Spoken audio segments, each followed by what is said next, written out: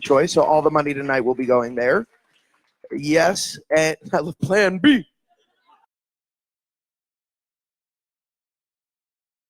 And yeah, I think we are ready to get started. So I would love to introduce Sam, our NextGen organizer right now. Sam, come on out here.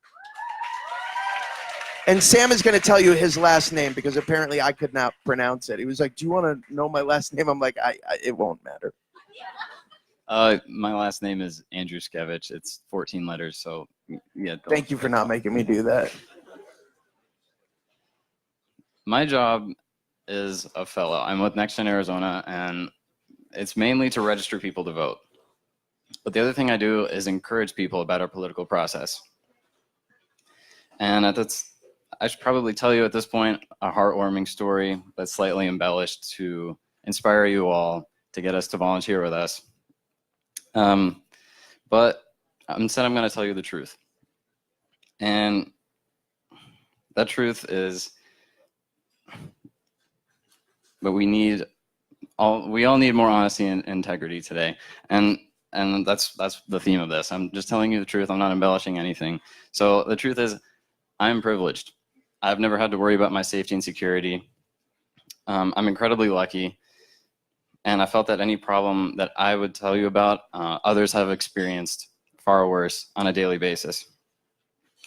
And I'm here simply because I want a fair government, and a government that doesn't take into account anything other than that we're all citizens, we're all people trying to get somebody to represent us.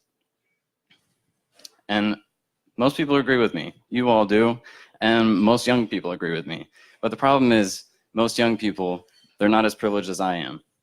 They aren't aware of the power that they have, our vote. And that power is most effective when everyone participates. And that's where we come in. You and I have the opportunity to change our democracy. We have the opportunity and a responsibility to ensure that everyone is represented and that nobody's rights are denied. And our government can be an instrument of change in the right hands. But the first step to doing that is to make sure everybody is able to vote. And NextGen America is running a massive operation to register everybody in Tucson, specifically at the U of A, by the midterms. But we need your help to do it. We need dedicated, passionate people. If you're frustrated with your government, we need you. Come join us and put the House in the hands of the people. We will register every last person if we get you guys. So take out your phones right now. Everybody take them out. And then text RISING. It's RISING to the number 82623. The number is 82623. And after you've done that, go like our Facebook page because we're putting on events like this right up until Election Day. Thanks, guys. Have a nice evening. Thank you.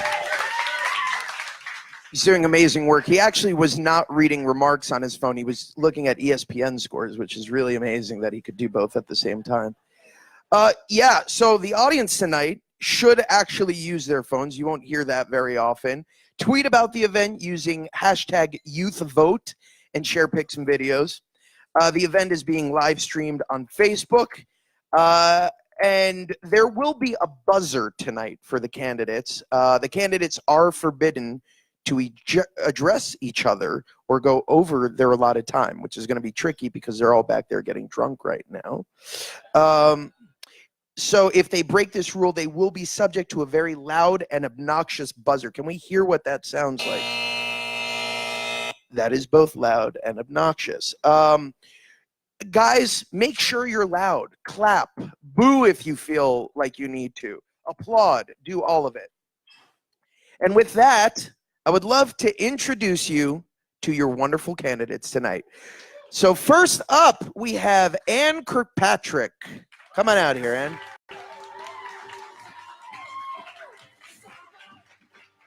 Welcome, Ann.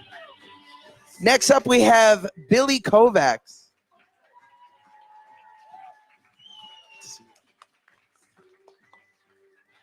And we have Bruce Wheeler. Hello, Bruce. How are you? Mary Sally Mattia.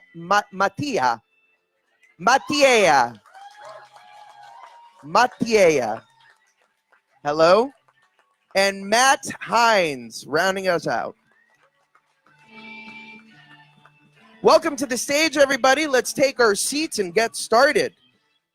Okay, so tonight's program has 4 parts. We have the candidate introductions, rapid fire questions, moderated Q&A, and to end, candidate free time.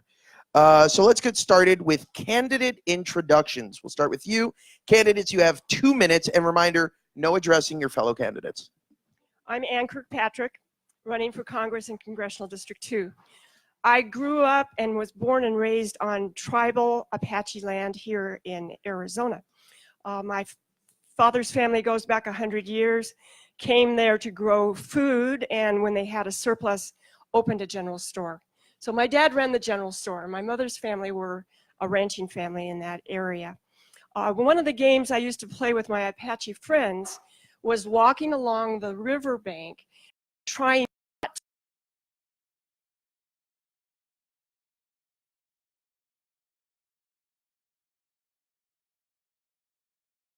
live on this earth, but that we should leave it better than we found it when we were entered this world. And that has colored my entire approach to environmental policy and climate change. I was the first candidate to sign on to clean energy for a healthy Arizona. Thank you, NextGen, for that initiative. We really want that to pass. You know, look, we're in dire need of addressing climate change, and we are far away from the Apache ideal of leaving the earth untouched. I want to give a shout out to Gabby Giffords. This was Gabby's district, and she was a leader in solar energy. A lot of you will remember that. She took the effort when she was on armed services to make sure that the military used solar energy at their 2 military bases here in this district, Davis-Monthan and Fort Huachuca. And they are the 2 largest military bases in the country that are on clean energy. So I look forward to tonight's questions. Thank you, Josh. Thank all of you for being here. Thank you, Brewery, for hosting us. This is great. Thanks.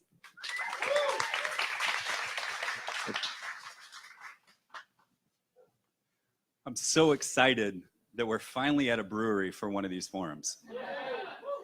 Taylor, thank you so much for hosting us today.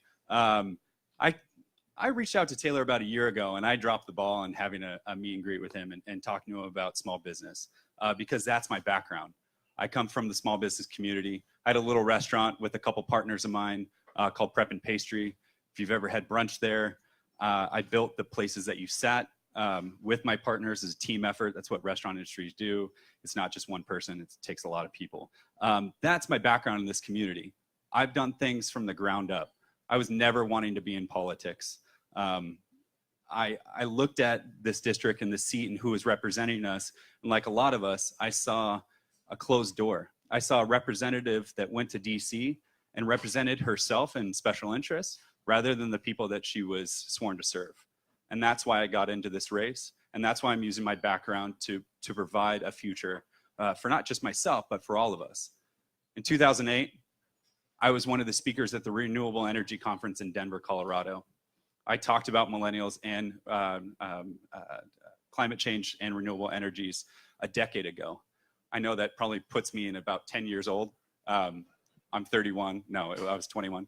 But that's how far back I go into some of the policies that I've talked about. I'm currently one of the ambassadors for the Arizona Technology Council. So I push high-tech, job growth in Southern Arizona, but more specifically for renewable energy. And I'm also one of the ambassadors for One Young World. It's a global nonprofit out of the UK.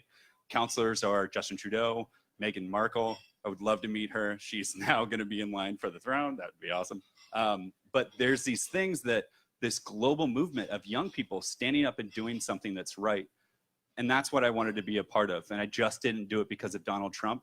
We've been doing this for decades. And now young people are rising up. we're being heard and we're being acknowledged. And that's what I wanted to do in this race. And that's what we are doing. More young people are getting registered, not just at U of A, but at Pima Community College, Maricopa Community College, around the state. And Arizona will turn blue in 2018. I can count on that. Thank you very much. Will somebody buy me a beer when this is all done? I'm Bruce Wheeler. I'm also a candidate I announced over a year ago.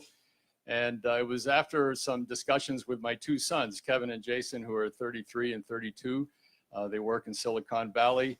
Liz and I have bragging rights over them. What we really did right was Kevin and Jason and our granddaughter that's going to be born in about a month. Between Kevin and Jason's degrees, their masters and bachelors are all at Stanford, MIT, and Harvard. So we're very proud of them. And that's part of the reason that I decided after they were talking to me in February of last year about, Dad, what are we going to do? These are really serious and dangerous times. And they said, you know how to do this. Why don't you run? And then I finally decided to get in the race myself. I grew up in South America. My mother was Colombian. She was Catholic. My father was American. He was atheist. We spoke English to my mom until she died at 94.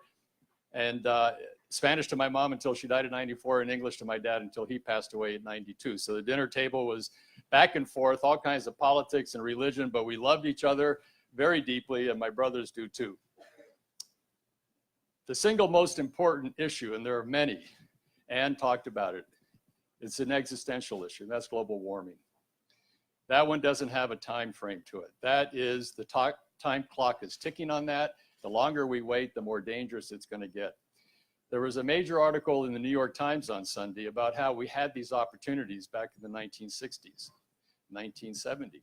I didn't know that Lyndon Johnson gave a speech in 1965 talking about what Martin Luther King referred to later as the urgency of the moment, that we have to do something now, that the carbon print on this planet is ruining it.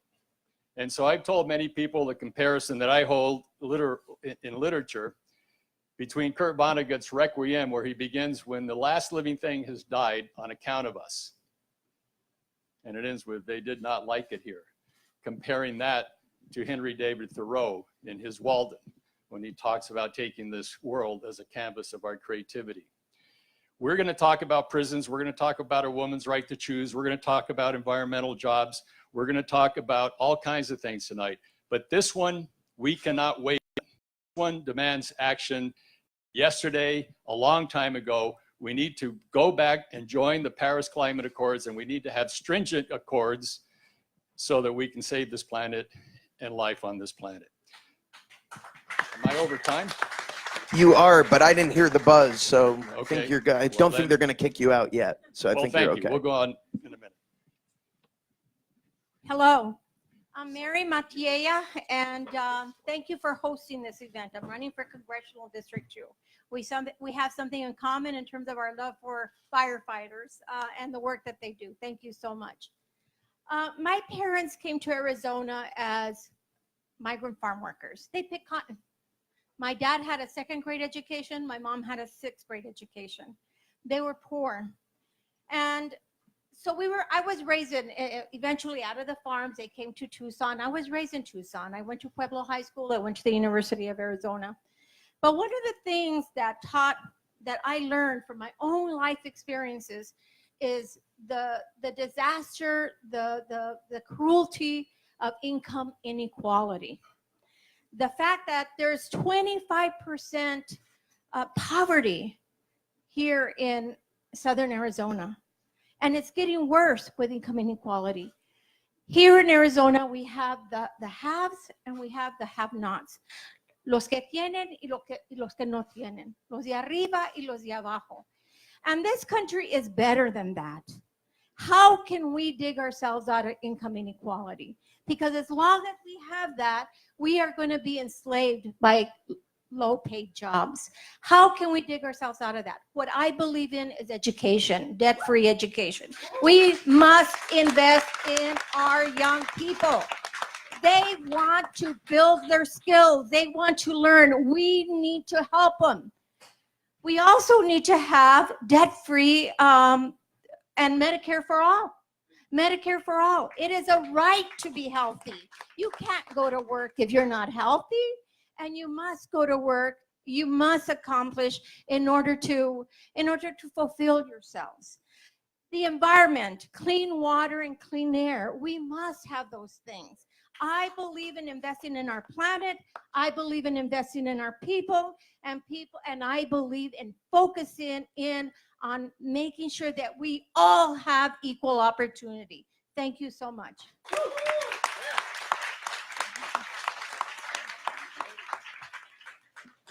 Well, good evening, everyone. My name is Matt Hines. I'm a physician at the Tucson Medical Center, and it is really great to be here. And these are very bright lights, by the way, so I cannot see you at all. So I actually, frankly, I can echo almost everything that up here that you've already heard.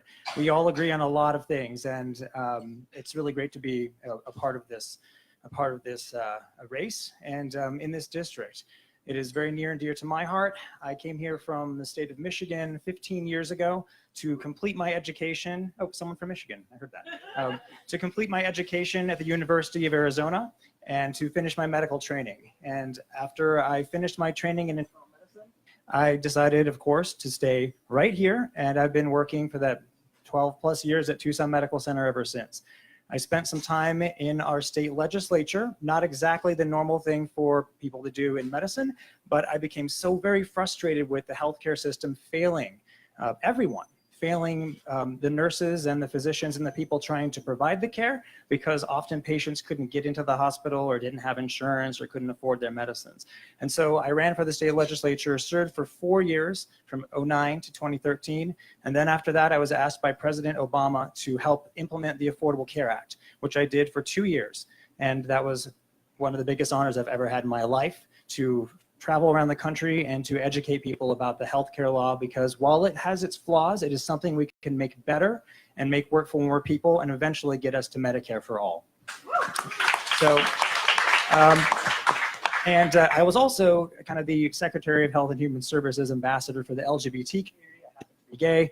And I also was able to go to places like Texas and tell transgender women that she could get health care because of the Affordable Care Act, and many other things that really just total incredible opportunity. So I look forward to talking to you all a lot more, and thank you for being here. Excellent. Some amazing candidates. So next up, we're going to do the rapid fire section of the night. We'll start with some simple questions. I'm going to go down the line and ask each of you. Please try to keep your answers short. Thanks. Okay. Number one. If you could have one superpower, what would it be?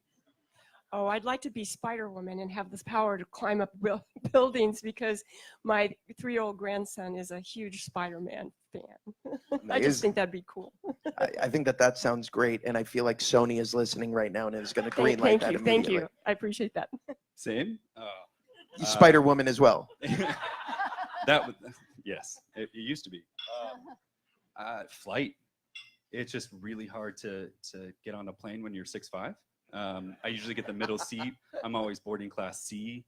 Like, I go to the gate late. I have to check an extra bag. It costs another $26. It's crazy. So it feels like a very pragmatic superpower. It really is. Great. But it's good though. It works at the bar. What about you? I do everything possible to save this planet. Clean it up, fix it up, preserve it for future generations, and have a healthy population. What about you? I wish I had the power to change our Congress mind and help them become much more compassionate than the way they are right now. Compassion is needed. Caring for people is needed in Washington, D.C. Actually, I think that I'd like to be able to understand more about what people are doing and thinking, and especially if I get elected to Congress, I would really like to be able to know others' thoughts. So it's called Unbreakable. It stars Bruce Willis. You have to check it out. Okay, number two, what actor would play you or actress in a movie about your life? Oh, definitely Meryl Streep.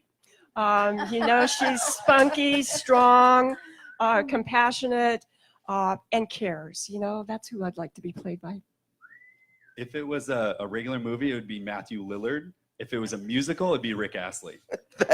Wow, that is so specific. And no, I'm not insulted that you didn't say Josh Gad. Okay, what about you? Jack Nicholson, just look where we live. Jennifer Lopez. She sings, she acts, she dances, she does everything. I'll go with John Cusack. Okay, great choices. Current Netflix binge. I have to be honest, Josh. I've never watched a movie on Netflix. With my schedule as it is, I'm on the road almost all the time. And, occasionally read some things. I did just watch For Whom the Bells Toll, which is the movie about John McCain. And it's really good, a really, really good movie. I recommend it to people. He has had a remarkable life. Yes, he has. Before I announced, I just watched a bunch of House of Cards, and I thought that this was how it was going to be. And then I watched Veep, and I said, oh, that's how it actually is. So both. And then The Notebook, like every Saturday, it's rom-coms. The Veep to Notebook. Yeah. That's good. I'll give you my And account. Matthew It says Lillard it. playing you in your biopic. What about you? Peaky Blinders. Ooh, yeah, nice. Peaky Blinders, look where he wound up, in Parliament. Way to ruin it for the audience. Good job. I binge watched too. It was Orange is the New Black, and I loved Breaking Bad also. Oh, the best.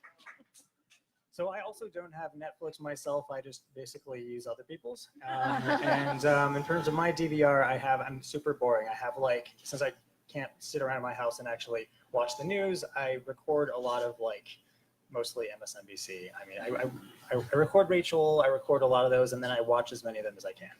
Awesome. Finally, if you could be an Olympic athlete, in what event would you compete? I would compete in swimming.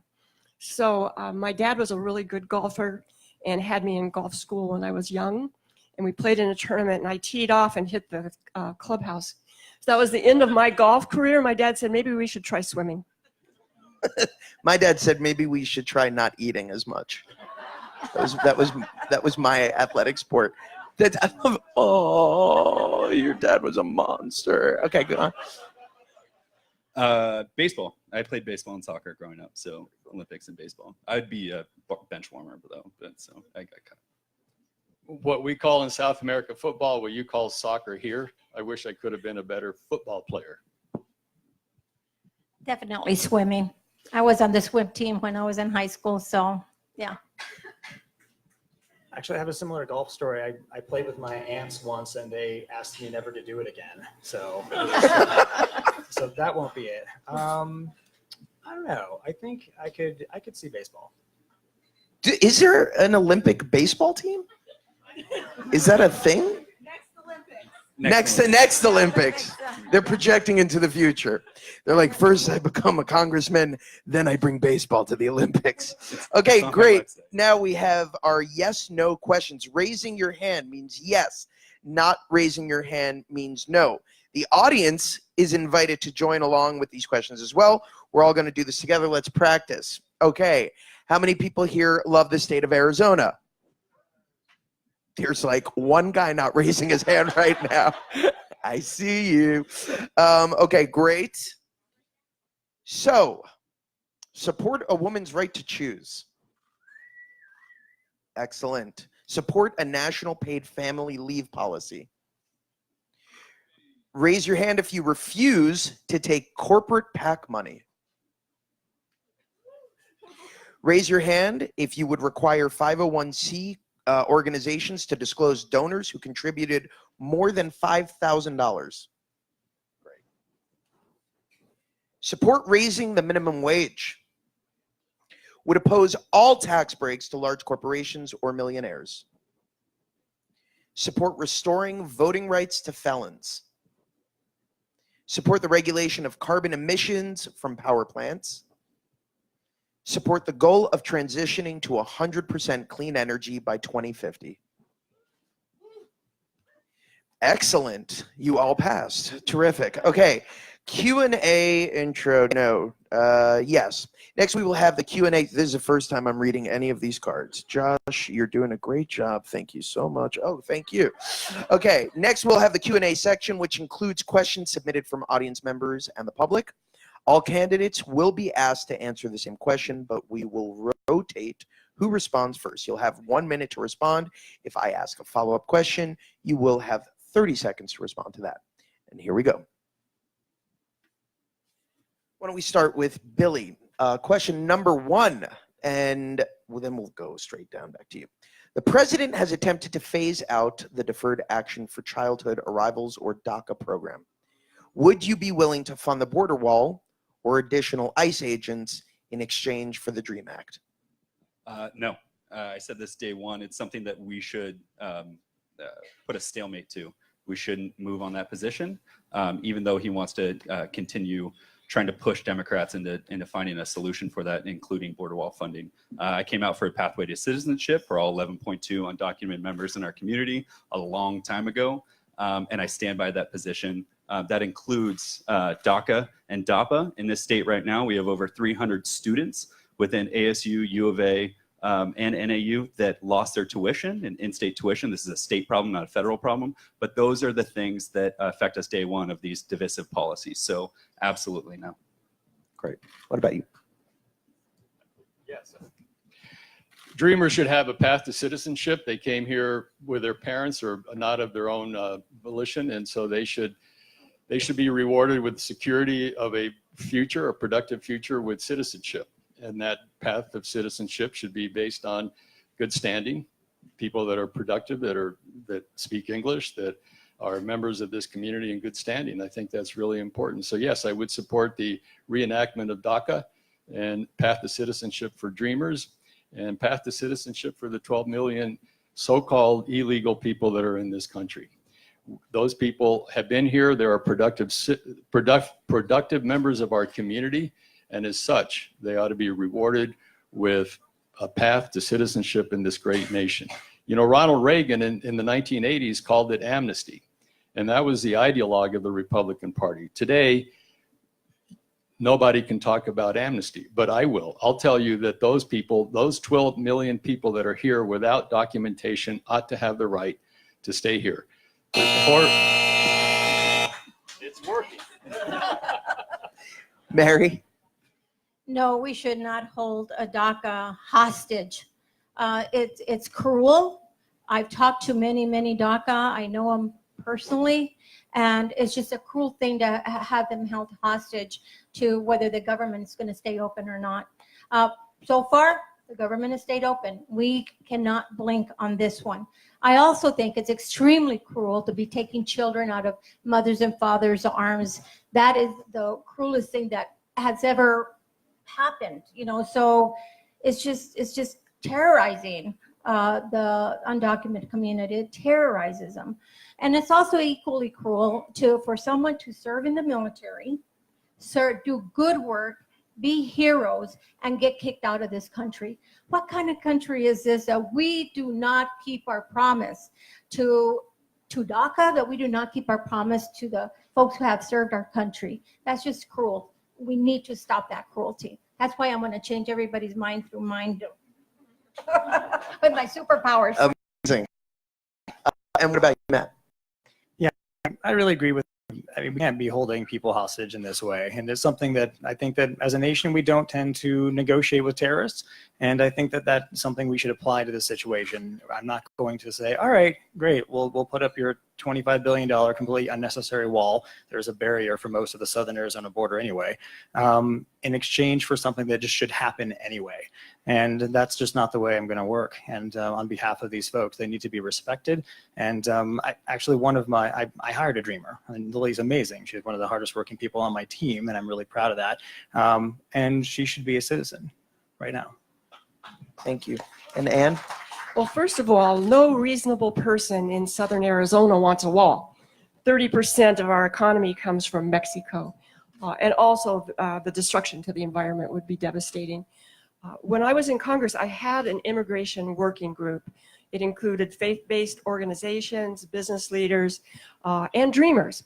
And I would start every meeting with testimony from the dreamers because their stories are so tragic and so emotional. And I decided that if Congress heard these stories on a regular basis, they'd pass comprehensive immigration reform. So I introduced legislation to allow Dreamers to work on Capitol Hill.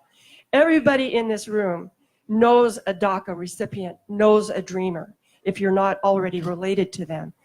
And this is an issue that we will address when the Democrats are back out. I will again introduce my legislation to let Dreamers work on Capitol Hill. Terrific. Thank you guys so much. Question number 2. The Me Too movement has brought a lot of attention to the problems of sexual assault and harassment and is especially pertinent in this district. How has the Me Too movement impacted you personally? Why don't we begin with you, Mary? Well, I think it's sad. It's very, very sad that 1 in 6 women are assaulted, and most of them do not report it. They do not report it. That's how powerless they feel in this country. And we need to give them a voice. We need to give them power. We need to tell folks that it is not okay to be assaulted. It is not okay to be disrespected. Half of the population in this country is women. We need to respect them. We need to give them power. We need to hear their voice. And what the Me Too movement has done is it's just brought out the fact that too many times we're still seen as sex objects. Too many times we're still seen as not important.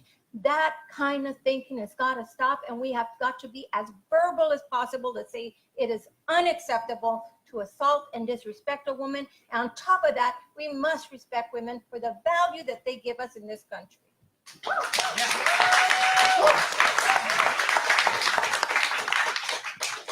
I would echo a lot of what Mary said. Absolutely. Look, this is a very important issue. It's something that we are educated about as we go through medical school, because frankly, when we're treating patients, whether it's in the ER or in the hospital at any point, we are, of course, mandatory reporters, and we have to help to detect survivors, people who are going through this as it's happening sometimes. And I can remember multiple situations where I had to invite another person in the examination room to please leave, and so I could have a conversation, do a private exam, whatever I would have to say, just so I could get into a situation where I could actually address the survivor and really make sure I could help them and figure out what was going on, because we could tell. And that's something that that's been on my medical life. It's been a huge impact, and it's something that I understand, I think, better than most maybe would. Thank you. Thank you. Ann? I participated in a hearing from sexual assault survivors in the military, men and women. And as a former prosecutor, I was outraged that not one of them got protection, and there was absolutely no consequence for the perpetrator. And so there's more we need to do. I'm glad we're having the Me Too conversation, but now we really need to put it into action. And I want there to be whistleblower protection for people who report sexual assault or inappropriate behavior in the workplace, and there can be no retaliation against them. And that's the kind of legislation I would introduce. About, I'd say 2.5 months ago, I got a message on my Facebook saying from a friend saying she would really like me to go to a seminar, and it was a domestic violence coalition meeting for Tucson. It has nothing to do with what we're doing in this race. I went out as a private citizen, and I sat there and I listened to the dialogue of what's going on in Southern Arizona. That we do not have a Southern Arizona race system is a big problem. The fact that Arizona is one of the states that doesn't have that kind of network, and the funds are there at the state capitol, is a huge issue. The volunteer network has been deteriorated for the last 5 years. These are things that are real. We're running for an office that we're working on long-term legislation, but there's things in our community that need attention now. And I think that put it really into perspective for me was, even though we're talking about these things and advocating for it, there's other needs too in this community, and we need to elevate those voices and make sure that they get the connections to the politicians that really want to make change. So.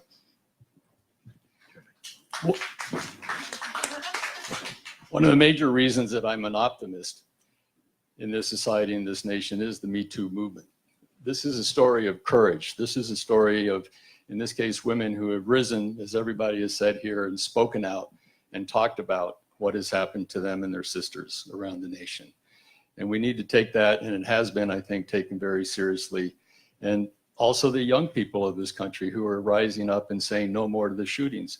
These are points of optimism where you see tremendous courage from people who have been victimized, that our society at different levels have acquiesced and let this happen until right now, where enough is enough to violence of all levels and of all kinds. In the 1980s, I worked at the Center for Women and Children as a male counselor to women who had been abused by their spouses. This problem has been with us, and to me, at that time, it opened the door of a reality that I was not aware of, and that was in the 1980s. And we fast forward today, and we still see the problem lingering in our society.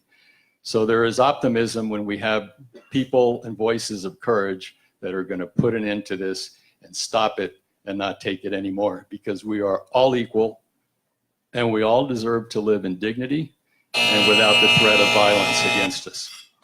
Perfect. Thank you, guys. Since you mentioned gun violence, since the tragedy at Stoneman Douglas, young people have been leading the way to pass common sense gun control. What would you do to ensure that our schools, theaters, and other public spaces are safe from gun violence? Why don't we start with you, Bruce?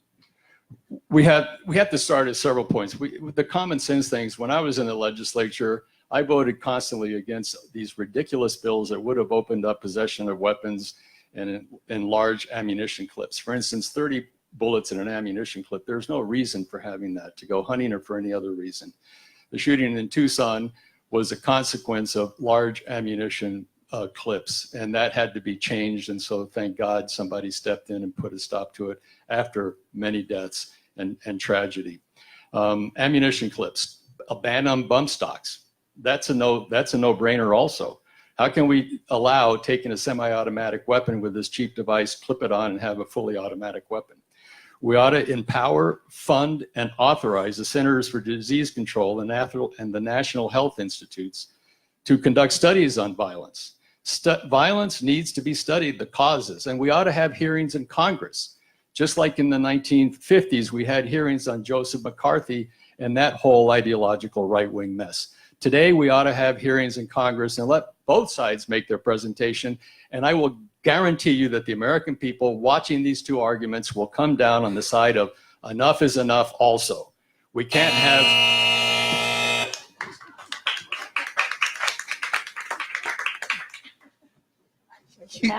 You would not do well at the Academy Awards, by the way. 3 points is a pattern. Mary, your turn. I'm a member of Moms Demand Action, and I would like right now to acknowledge all the work they've done to keep us safer. I think they've been fantastic organization, as well as Red for Ed in Arizona. They've been fabulous. I do believe in responsible gun ownership. I think there are certain things that just make sense. There's no reason to have assault rifles on the street.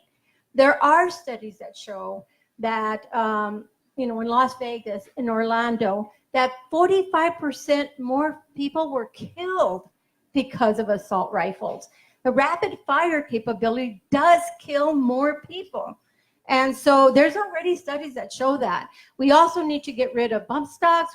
We have to close the loops that you allow a domestic abuser to keep a gun in the house. How many women have been killed because they're part of a domestic abuse home?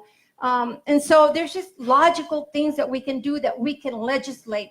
And the federal government and the state governments need to collaborate with each other to do that. Thank you. So this is a public health and safety crisis. That's how I look at it, at gun violence.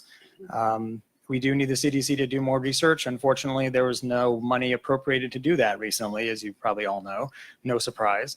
And again, going third, fourth. I echo a lot of what you've heard. I'm not going to repeat it all, but I will just bring up a little bit of history from our former U.S. Senator Dennis DeConcini, who was there from '77, year of my birth, to 1995. He actually co-authored, along with Dianne Feinstein and others, the assault weapons ban. And that is something that unfortunately lapsed in 2004, but is something I think we should pretty much entirely put back into place now. And that would restrict, of course, high capacity magazines, it would assault weapons, all that. You can clap. And that's something we need to do. And a Democratic senator from Arizona actually led the way decades ago, and he claims that as one of his most, one of the accomplishments he's most proud of. And I think we have to do it again. I was devastated by the shooting in January 2011 here in Tucson. Injured my good friend Ron Barber, my mentor Gabby Giffords, and killed Judge John Roll. When I was in law school here, I was a law clerk for him in the Pima County Attorney's Office. He wasn't a judge yet, but I had just visited with him just a couple of weeks prior to the shooting. So I have co-sponsored Gabby Giffords' legislation, which strengthens background checks. I have fought to keep guns out of the hands of terrorists who are on the no-fly list, and fought to keep hands out of the hands of stalkers and domestic abusers. But I also am part of Moms Demand Action. And Josh, you mentioned you have a couple of little girls. I'm part of the program that teaches parents to ask about guns before they schedule a play date. My grandsons are very curious, and I'm very concerned about these plastic guns that are out there. That's just the kind of thing a toddler would pick up. Going last, I echo a lot of things that people say here as well. The SMART program with Moms Demand Action, believe we're all Moms Demand Action candidates as well. We promote common sense gun laws and legislation. The one thing that we need to remember is domestic violence cases. More domestic violence cases result in a death if there's a gun involved. It's 7 times more. The other one is we need to start bridging the conversation with our conservative counterparts. I believe there's a cop that is shot every 83 minutes, I believe. This is from some of the police unions. We need to start bridging that conversation, knowing that there's advocates out there on the other side as well that want to see these common sense measures because they need to be safe. Silencers, bump stocks. I got 6 safe text messages from the shooting in Las Vegas from friends. It's amazing to see the amount of outpour of support when these things happen, and then a week later something else goes on and we all forget about it. We need to keep our foot to the fire and making sure that we pass this legislation that affects our families, our kids, and making sure that the next shooting doesn't happen. So Thank you, guys. By a show of hands, out of curiosity, how many on stage support various background check loopholes? So how many on stage support various background check loopholes? Just by a show of hands. How many on stage support an assault weapons ban? And how many on stage support a ban on high capacity magazines? Great.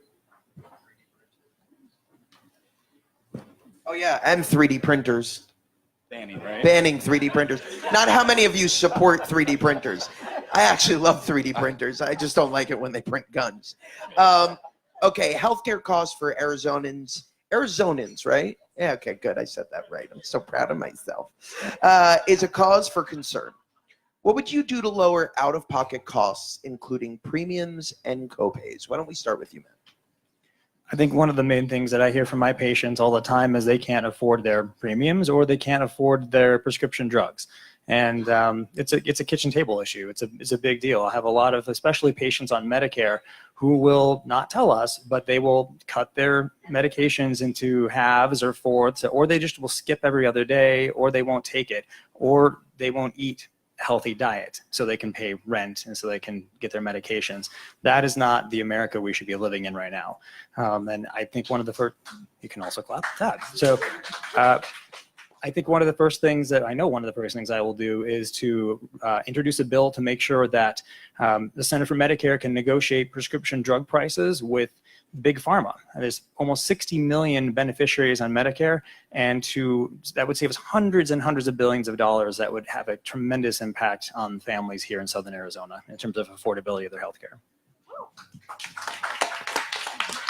Well, I voted for the Affordable Care Act, and it's the proudest vote of my life. I was told if I did that, I would lose my next election, but it was the right thing to do. I did lose my next election, but I know a lot of Democrats who voted against it who also lost. But I have a healthcare working group here in Tucson, and Gabby and Mark Kelly participate in that, and we are addressing how do we lower costs, medical costs overall. And the consensus of my working group is that we put money into prevention. But one of the problems with the Affordable Care Act is in many counties in Arizona, we only have one insurance carrier, and they pretty much can charge whatever they want. So my solution to that is to allow people to buy into Medicare at any age, and that gives them another option that's affordable in a very, very good existing medical system. I echo what Matt says about Medicare Part D. We need to make sure that we can have bargaining agreements where we lower the cost of prescription drugs for our seniors, since they are actually increasing. Baby boomers are retiring at a rapid rate. Also, young people as well. We need to push Medicare for all, because right now, he's absolutely right. We are either paying rent or going to urgent care. We're not paying for, who has health insurance and you're younger over here and you're not on your parents' plan? Yeah, there's two. Yeah, exactly.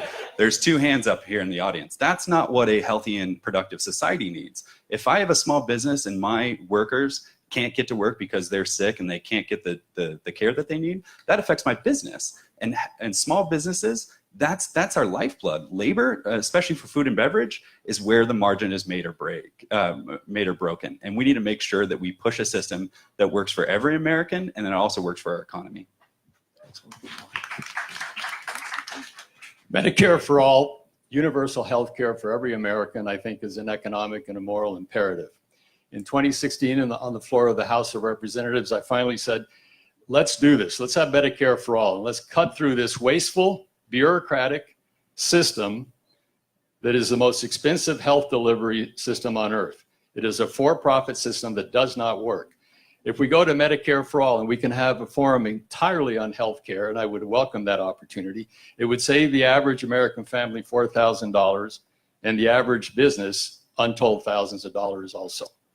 So it is time that we do this. As the assistant leader in the House, I negotiated with, of all people, Governor Jan Brewer, who we opposed on almost everything, to get Medicaid expansion passed. We did that, and by doing so, we added 350,000 Arizonans to the healthcare rolls, and we improved the financial standing of clinics and hospitals, particularly in rural areas. So it's time, Medicare for all. I believe in universal health care.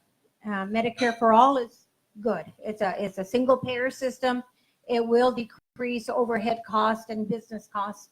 There are 28 million people in this country who do not have health care. They simply cannot afford it. They can't be on government subsidized health care, and they're not receiving it from their private, from their employers. There's 28 million people that are left out in the cold. And one of the reasons that happens is because medical care, health care, medications are so expensive.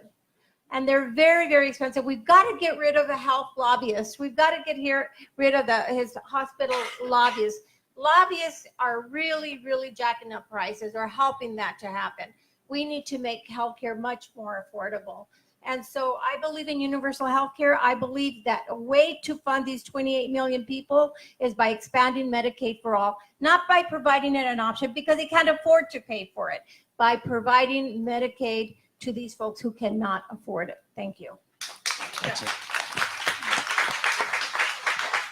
Too many students graduate with massive amounts of debt. What would you do to help current and future students? And let's begin with you. Well, I know this problem really well. I have 4 children who went to university, and are struggling to pay off their student loans. The first thing I would do is require that the government not make money on student loans, that they could only charge the interest rate that they pay, and the government a very, very low interest rate. That's the first thing I would do. But I support free community college. I was also an instructor at a community college. I taught business law and ethics. And most of my students were going to community college because it was less expensive. They could live at home and get their core classes out before they went to the university. So there's a lot we can do for our students. But my concern is that the student debt now is limiting young people's choices. I hear from young people who just say, I'm not going to go on to higher education because I can't afford the student loan debt. And so that's tragic. It's really limiting their choices. I'm going to agree with you, partly because I think I still have some student loan debt out there. My stepmom's in the audience, and they helped me pay for my student loans, helped me get a couple of those Wells Fargo loans that you thought were great when the check hit your account, and then you saw the interest rate a couple years later, and then your parents call you and they're like, Wells Fargo's calling our house. This is crazy. That echoes in hundreds of thousands of millions of young people. And I came out for debt-free college and trade schools, making sure that we graduate more people from two-year certificate programs and community colleges here, especially with Pima Community College in Maricopa. That's most of the people that stay in Southern Arizona. I was the ambassador for U of A on science and technology, specifically to keep those students here. And when you go through the process of talking to thousands of students about this problem, it's an economic development issue. We can't put money back into our economies through discretionary spending because we don't have the money. It goes out of our account, doesn't go to healthcare. It goes straight to our rent and student loans. We need to make sure that we push measures that actually make sure that you can leave debt-free and also refinance your student loans for the people that leave school at a debt the size of a mortgage. That was, sorry, I'm not Bruce. So. You know what it feels like now? Yeah. Do you? It's scary. Let me be really clear. Education or an affordable education. Let's look at our own state constitution written in 1912 by progressive founders. Article 6 clearly states, secondary education shall be as close to free as possible. That's a direct quote. It's interesting how the right-wing ideologues and the hypocrites like to talk about the Constitution, and you liberals have to follow the Constitution, but they don't. In the legislature, not Congress, but I would follow the same principle in Congress. In the legislature, they ignore it when it's to their benefit. And so they have jacked up the price of education to untold levels. And yes, we ought to bring down the interest rate that's charged to students to the federal government's rate. So, in Maricopa County and Pima County, the legislature wiped out all 100% assistance to community colleges. And so we need to make it affordable. We need to make it as free as possible. And let's get over it. Let's have a free education system that's exemplary and second to none in the world. I believe in debt-free education. Way back when, I received debt-free education. I lived in a state that I got out of 4 years of the University of Arizona with no debt at all. I was able to pay for it with my summer job. What happened to that country? What happened to that country? So we need to invest in our youth. We need to invest in our youth. And the way we invest in our youth is not only through debt-free education, but through universal health care as well. So there's a lot of room here that we can do. It's not that expensive, folks. There's a lot of room. It's not expensive. Debt-free education costs about $35 billion a year. $35 billion a year. That's 5% of the DOD budget. That's 5% of the DOD budget. So let's just start moving money around and invest in the young folks, and we're gonna get payment extra. It's way beyond what we imagined from that investment. Thank you. So I definitely have medical school loans I'm still paying off. I'm in year 14, I think, of paying off those loans. So Big fan of debt-free education, not for myself, but for everyone. For everyone, means tested. Let's not have Donald Trump Jr. getting his debt necessarily taken care of. I think that doesn't make too much sense. But I want debt, sensible, means tested, debt-free education, and we can easily do that. You've heard a lot of the ways to do it, but really the bank shouldn't be profiting off of our students paying off their debt from education, and I think that the government can make some changes. I don't think the banking industry is going to be a big fan, but that's not who I'm going to work for. I'm going to work for you. So that's what I'm going to fight for, and I think that we can get it done together. Amazing. For what it's worth, I'm still paying off acting school. So that's just, yours sounds so much better than mine. Thousands of dollars to acting school.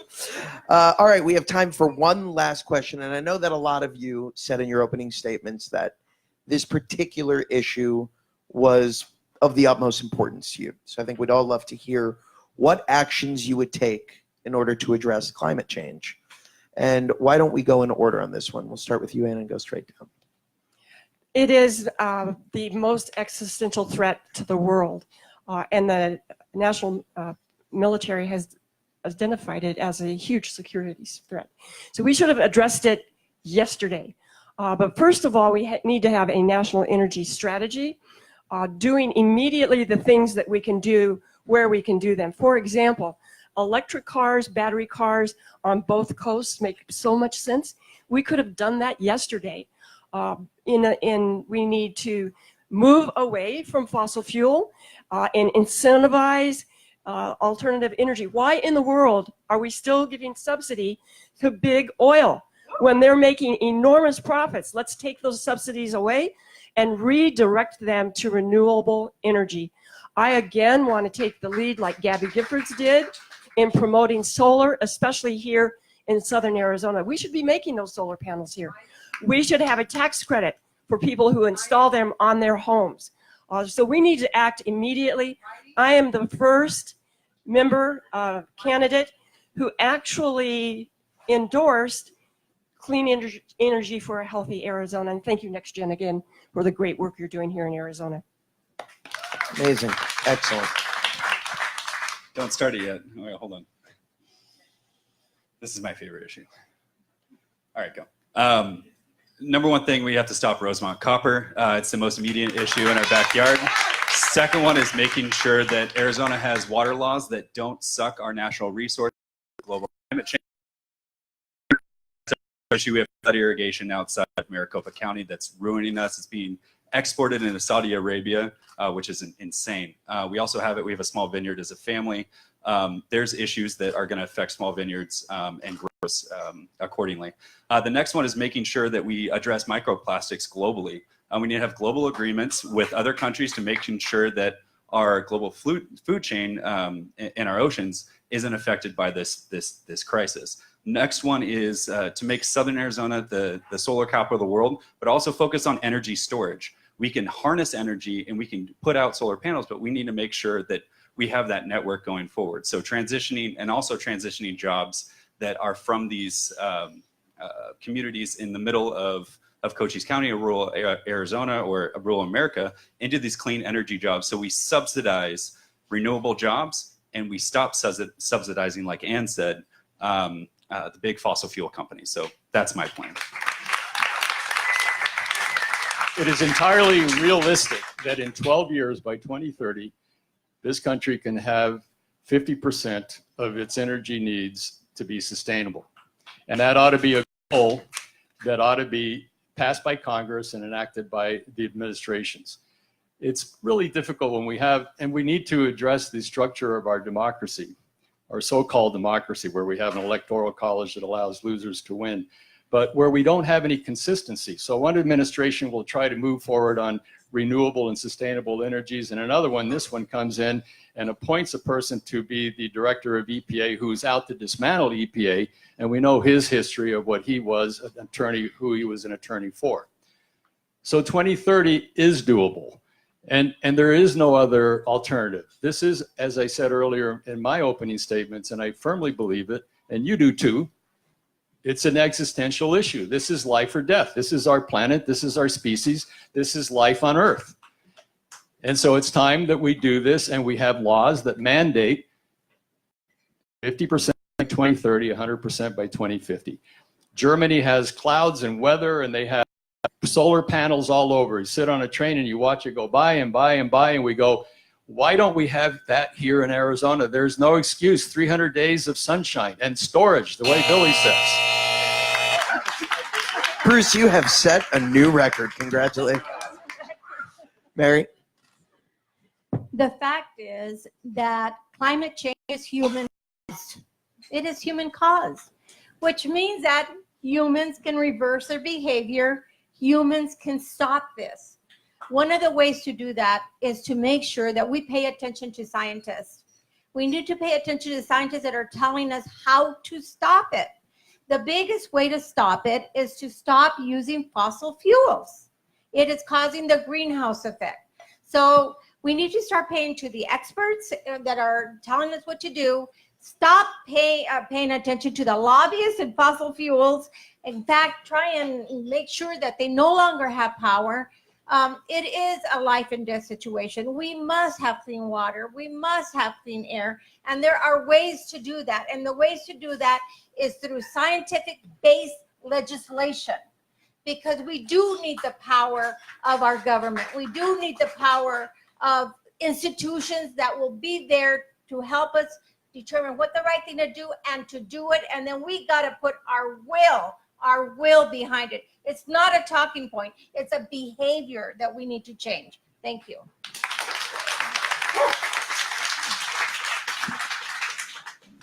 So the planet's going to be fine, but there may be no humans there, right? So it's really very important. If it, again, public health and safety crisis, clean water, clean air, clean land, of course. But if we don't have to do anything, but we're all going to die. Not good. So we probably should. And Bruce actually hit on something I say a lot as well. We are behind Germany in per capita solar generation, which is really embarrassing.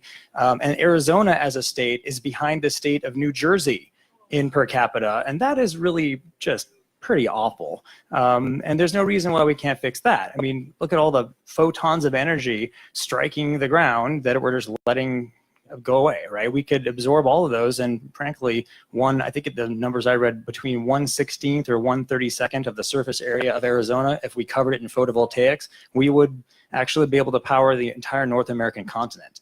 So we have a lot of ability here to do that. We can change things here in Arizona and make it happen. So, and also, oh, no, I'm not going to get buzzed. I'm going to stop talking, and thank you all for your time. Excellent. Extra points for the use of photons in that answer. How many on stage support the Clean Power Plan, which would have limited pollution from produced new and existing power plants? By a show of hands. Again, how many on stage support the Clean Power Plan, which would have limited pollution from produced from new and existing power plants? Great. And by a show of hands, how many on stage support the Paris Climate Agreement? Great. Okay, we're in the final part of our program, candidate free time. This is the fun part. Candidates, you have 2 free minutes to do whatever you want for your closing statement. You're free to give a standard closing statement, or better yet, show us your special skill, or best case scenario, show us your dog. Is that really allowed? I guess so. You can show us your dog if that's what you want to do. So I think we're going to go in order. Ann? Everywhere I go in this district, I hear from people who are worried, fearful, scared, afraid. I hear from seniors who believe that their Medicare and Social Security is not only going to be cut, but disappear. How are they going to support themselves? I hear from dreamers who desperately want to be made legal in this country and have a chance at the American dream.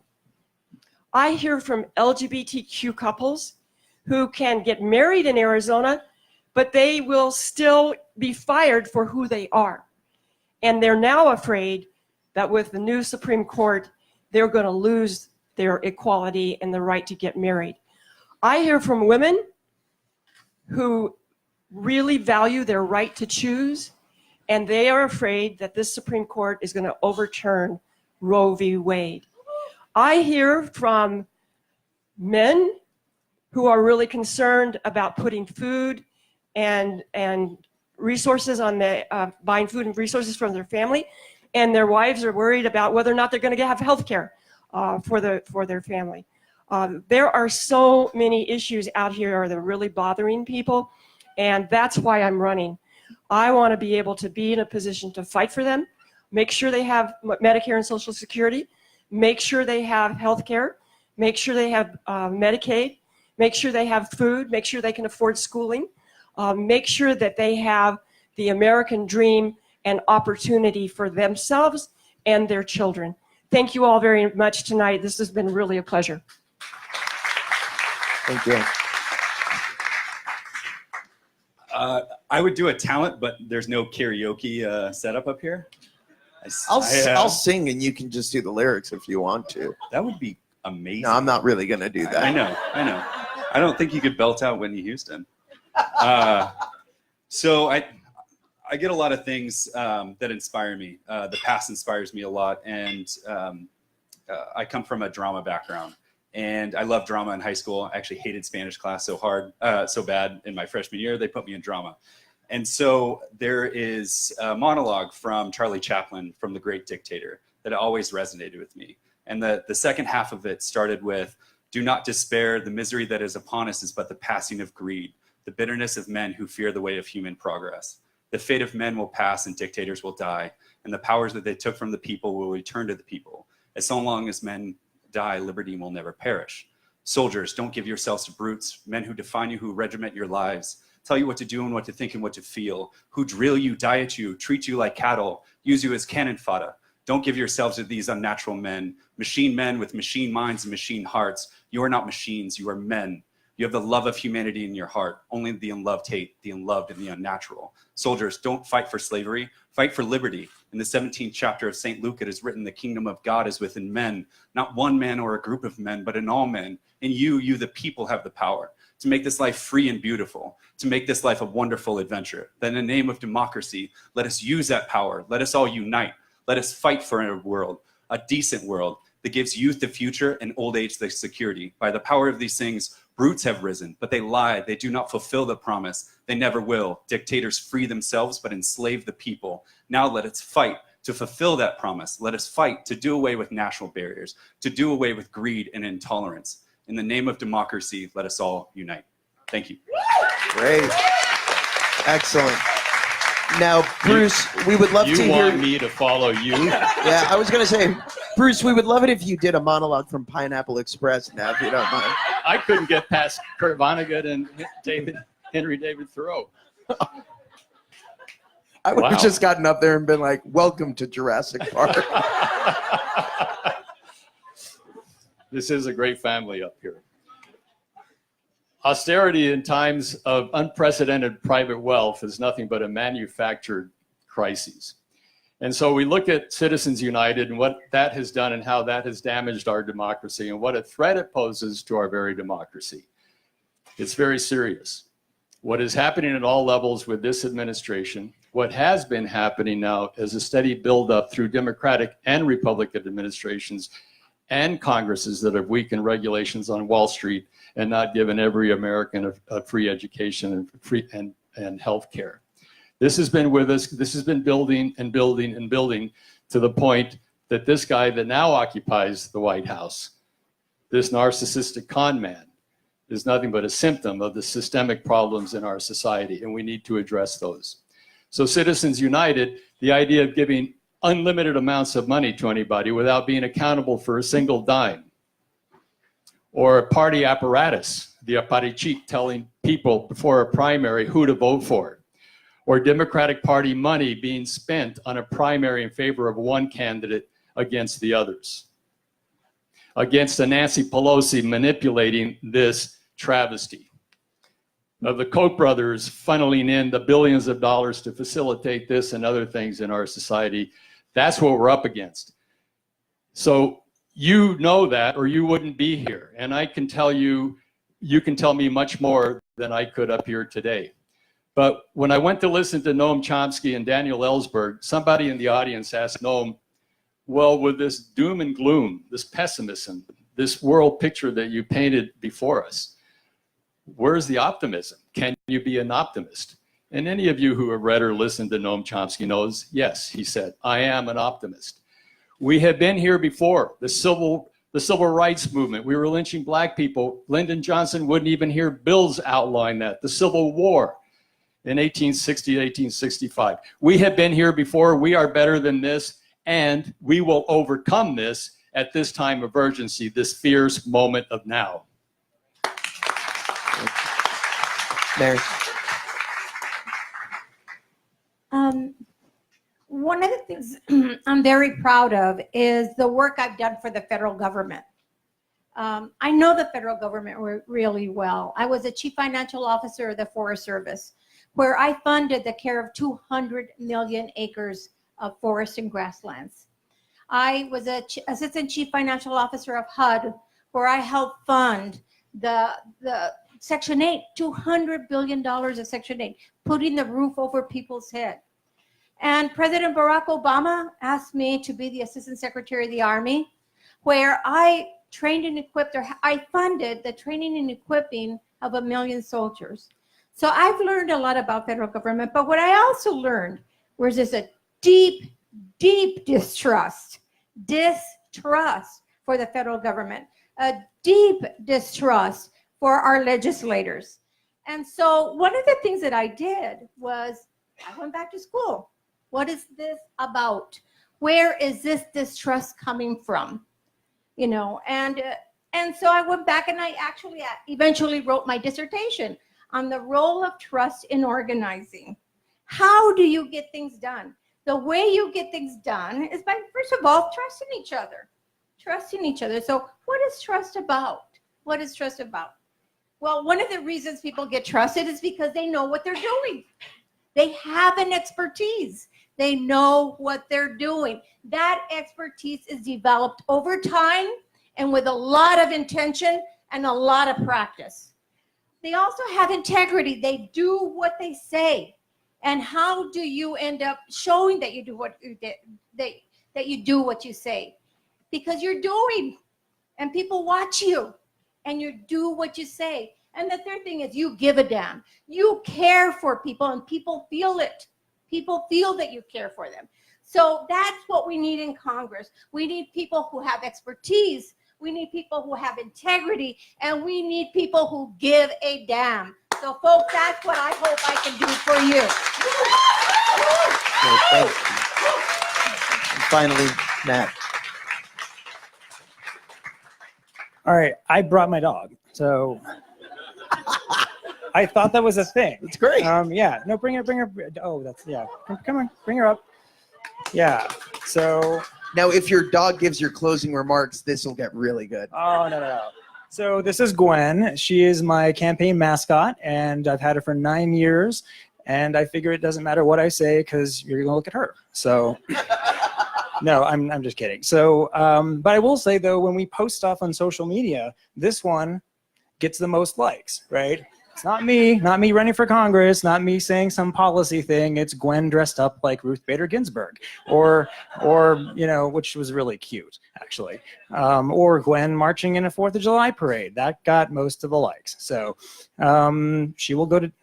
She's probably not going to go to DC if I get elected. I think my parents and most of my friends would be really upset to lose her. So, but no, she's actually been an amazing part of my life for almost a decade. So, and I think it's important that you know a little bit about us other than the stuff that we say to you on our websites and or up here on stage. So yeah, thank you all for being here, and I'm probably not going to use all of my time for fear of getting buzzed again, and I don't know how long she's going to behave. So but yeah, I'm doing this for not just myself.